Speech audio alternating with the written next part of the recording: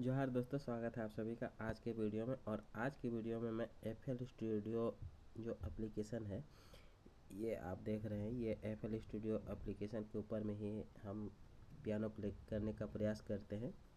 उम्मीद है आज का वीडियो आपको पसंद आए।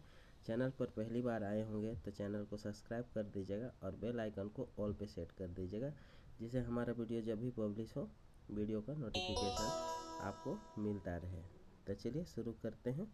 और ये रिदम मैं कैसे बनाता हूँ इस बारे में आप जानना चाहते हैं तो कमेंट ज़रूर कर दीजिएगा, ताकि मैं आपको प्रॉपर बता सकूँ। तो चलिए शुरू करते हैं।